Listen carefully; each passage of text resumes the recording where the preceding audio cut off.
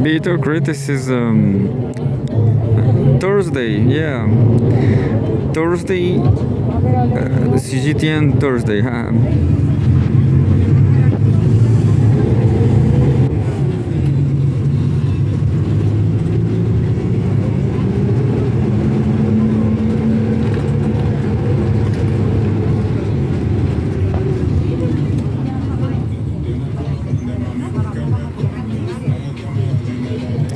There is Cgtn, the top 5 from the highlights. First says politics. 1G ceasefire, a fundamental solution to secure navigation in the Strait of Hormuz. 3-minute reading. Cgtn, a ceasefire and an end of hostilities in the Middle East represent the strong appeal of the international community and constitute the fundamental solution to ensuring safe navigation in the Strait of Hormuz, Chinese Foreign Minister Wang Yi said on Thursday. Wang, also a member of the Political Bureau of the Communist Party of China Central Committee, made the remarks during a phone conversation with Kaja Kallas, the High Representative for Foreign Affairs and Security Policy on the European Commission, over the current situation in the Middle East and EU-China relations. Kallas expressed her appreciation for China's active diplomatic efforts to ease tensions, including the 5-point initiative recently issued by China and Pakistan to restore peace and stability in the Gulf and the Middle East. You know what's funny about Cgtn? That they use the very same texts. The very same text, not because of laziness, of course, but maybe that too, but because of policies. They have one policy to follow. This is the Republics of China newspaper. Here we go again. Kallas expressed her appreciation for China's active diplomatic efforts to ease tensions, including the five-point initiative recently issued by China and Pakistan to restore peace and stability in the Gulf and the Middle East. The EU is not involved in the conflict but was affected by it, Kallas said, urging to de-escalate the tensions at an early date and resume dialogue and negotiations.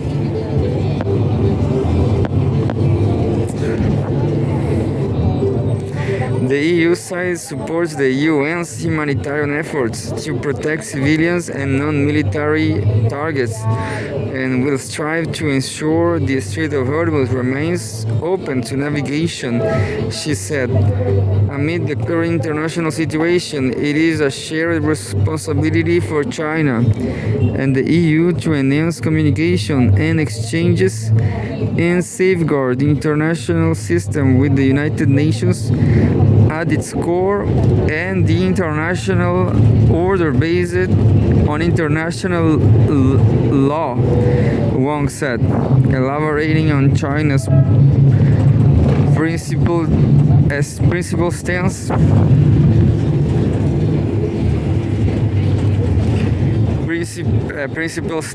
on the Middle East situation. Wang stated that the 5-point initiative between China and Pakistan reflects broad international consensus, and its core principles are to cease hostilities, initiate peace talks as soon as possible, ensure the safety of non-military targets and shipping lanes, and uphold the primacy of the UN Charter.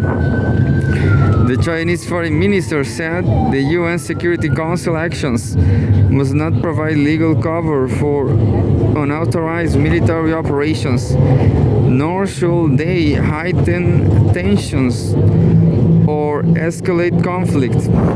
China is ready to work with the EU to maintain communication and cooperation, as well as promote an early end to the conflict and the restoration of regional peace, he added. The two sides also exchanged views on China-EU ties. Wang said China's development represents opportunities for Europe and the challenges Europe faces not to originate from China. Protectionism does not enhance competitiveness, and decoupling from China means decoupling from opportunities, he said, expressing hope that the EU side will develop a comprehensive and objective understanding of China and safeguard the correct directions of the development of China-EU relations. That was very original, was not the usual text. This was sublime. Kala said the EU side views China as an important partner and it does not seek to decouple from China, adding that the EU looks forward to maintain dialogue and communication with China. Cool.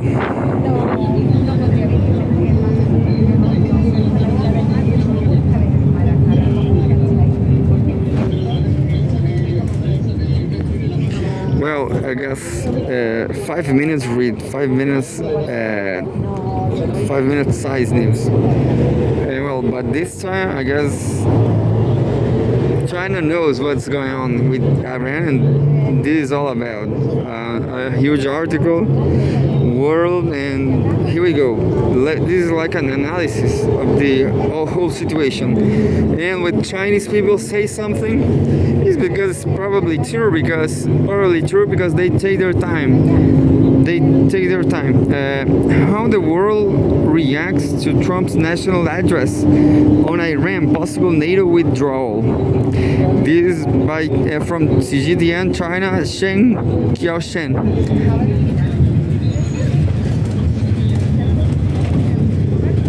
There's a picture.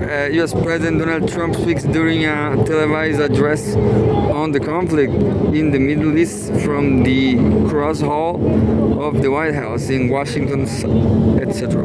While saying the United States is quote-unquote near completion of its core objectives in Iran, U.S. President Donald Trump on Wednesday night threatened to hit Iran quote-unquote extremely hard over the next 2 or 3 weeks, end quote. A timeline he has recently set for ending the month-long war. Quote, I can say tonight that we are on track to complete all Americans' military objectives very shortly. We are going to hit them extremely hard over the next 2 to 3 weeks. We are going to bring them back to the Stone Ages, where they belong. What the hell? End quote. Trump said in a primetime address to the nation. Crazy. Quote. Subtitle, Iran, US and Israel unaware of its vast strategic capabilities. Responding to Trump's address, Iran's foreign ministry spokesperson Ismail Baghaei said currently the entire nation of Iran is united in its fight against this quote-unquote unjust and aggressive war, end quote. As long as this quote-unquote illegal war continues and the enemies continue to attack the Iranian people and cities, Iran will continue to resist, he said. Of course, the Iranian military on Thursday issued a strongly worded response to the remarks made by Trump. The spokesperson for Iran's Qatam al-Anbiya Central Headquarters said the United States and Israel do not have a comprehensive understanding of Iran's military strength and equipment, and are completely unaware of its vast strategic capabilities. Quote, do not assume you have destroyed our strategic missile production sites, long-range attack and precision drones, modern air defense systems, electronic warfare, or special equipment, end quote. The spokesperson said, adding that such assumptions will only deepen the quagmire the U.S. has fallen into. He emphasized that the enemy will suffer, quote unquote, crushing, broader, and destructive attacks. Majid Mousavi, commander of the Aerospace Force of Iran's Islamic Revolutionary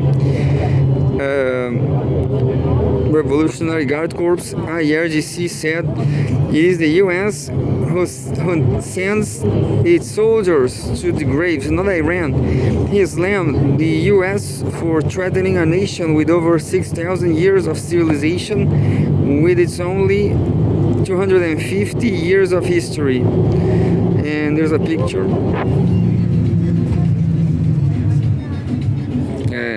Gas prices exceeding $4 per gallon are displayed at the Exxon station in Arlington, Virginia, U.S. Subtitle.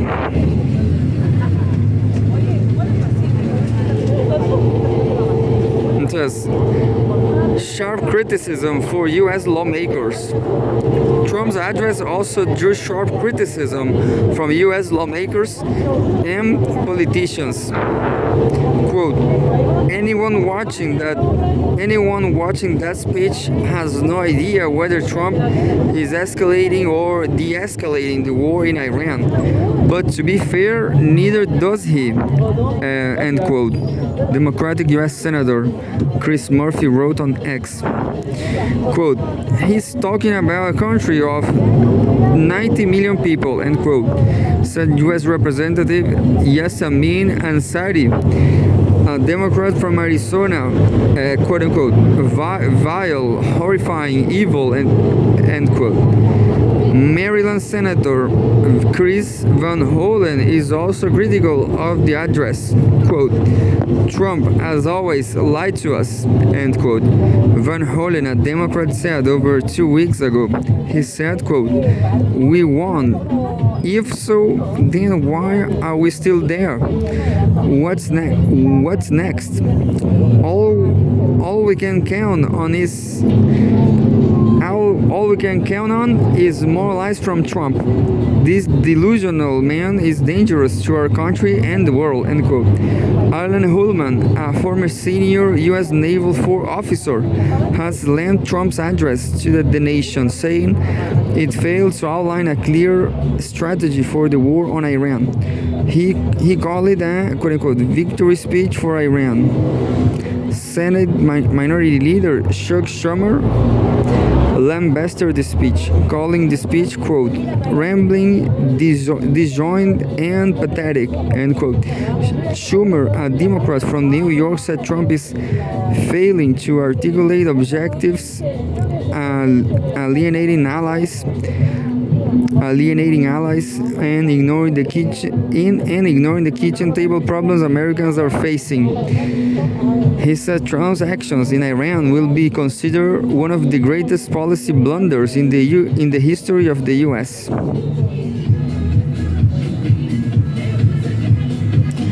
Definitely, that's it. This is the end of U.S. This crisis, anyway. China. Military means cannot offer a fundamental solution.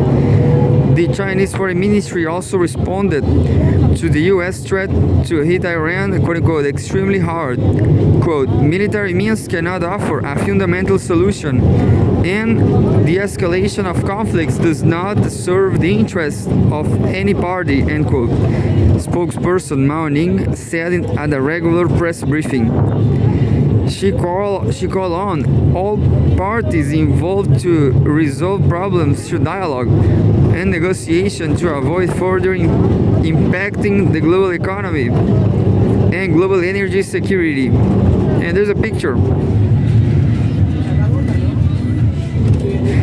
Britain's Foreign Secretary Yvette Cooper attends a virtual summit with around 35 countries to discuss ways of reopening the Strait of Hormuz and so on.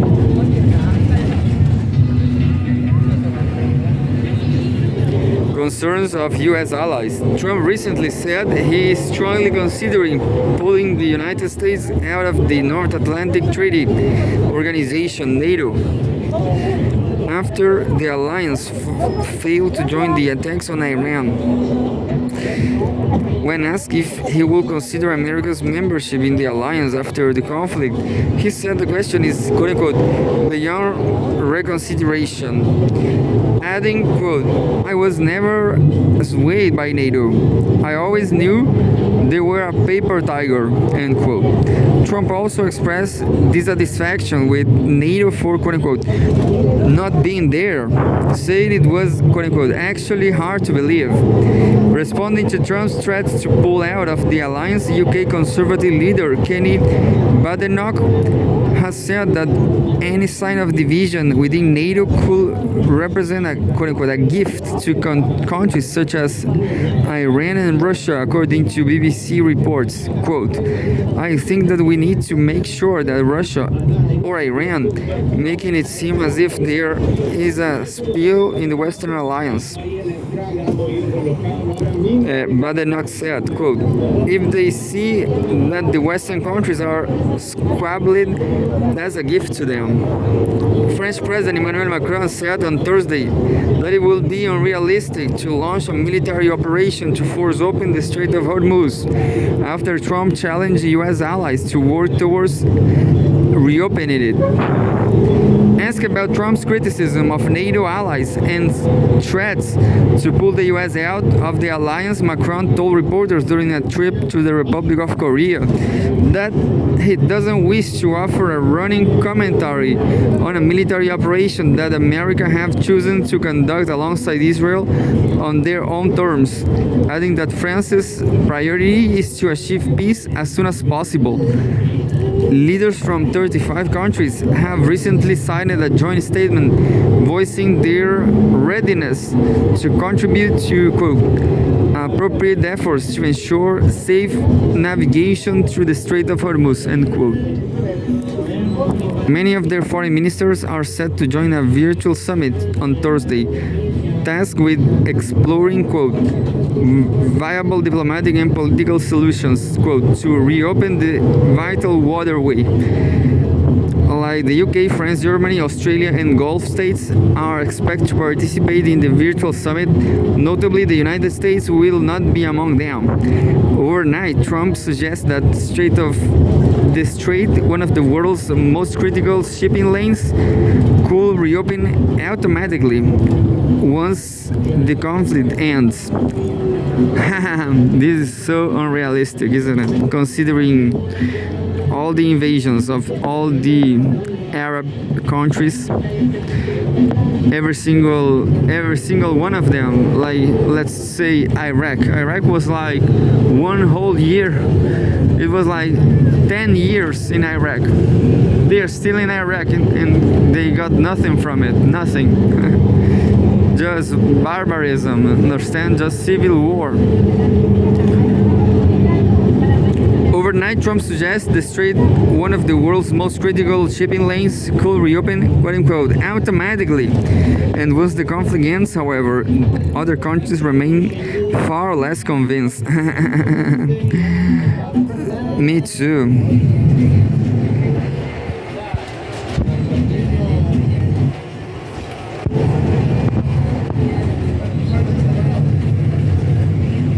Well, I'm having I really am enjoying the evening reading this the top 5 from the highlights on Cgtn. Let's see if I read everything. By this time it's just 3. The disturbed news, it says Chinese foreign minister calls for early ceasefire during phone call with Saudi counterpart. Politics. 2 minutes size. And there's a photograph, a picture.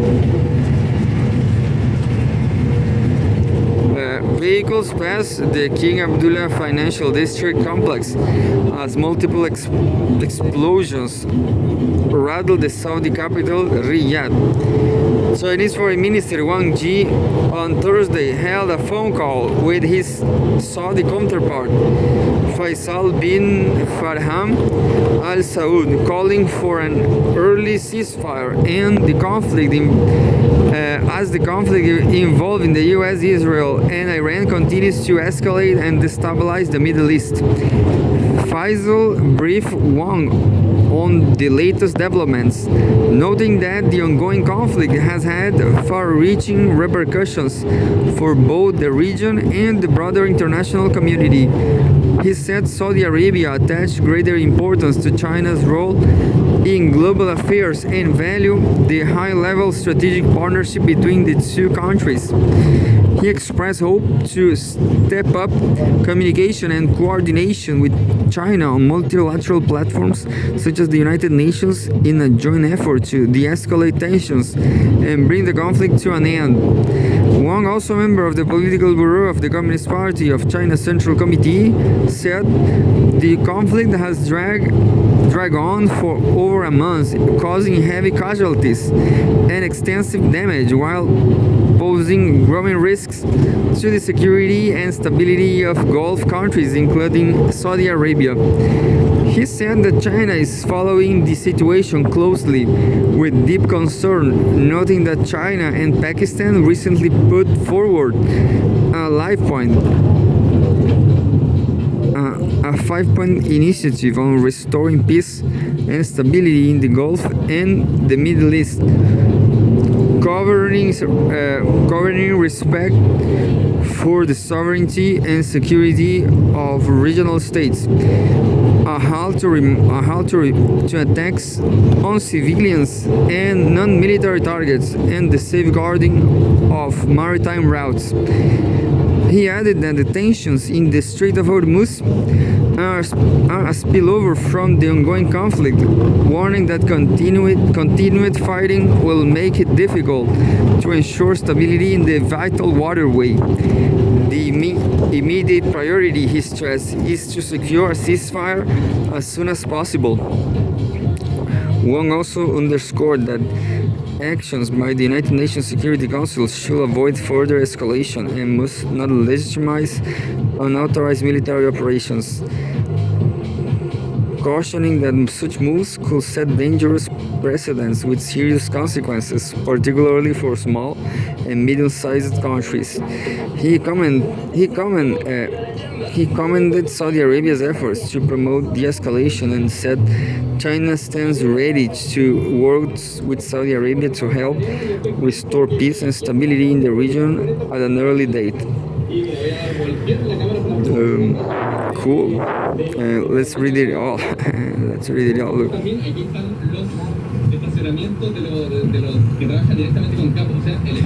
A short text.